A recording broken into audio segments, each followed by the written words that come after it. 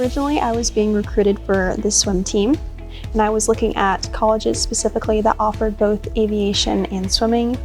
It's quite a unique combination, and so cost-wise, location-wise, it was definitely what suited me best. Ultimately, I knew I did not want an office job, and it was brought up to me to try it out since I do love to travel, and I took my first flight and got the bug and couldn't get enough of it. Some of the hands-on training that we are offered here in the UNK aviation program is flight training. I was able to earn my private pilot's license last December here. The professors within our program and the mentors along with it, they give us great advice, and we know that when trusting them with big decisions that we're going to be led in the right direction.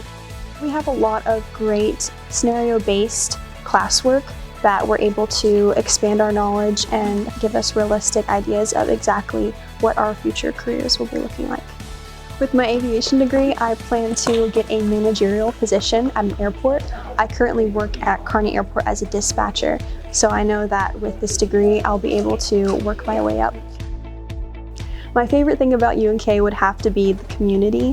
While it is small, it's something I truly enjoy. The connections that I've made are friendships that I know I'll have for a lifetime.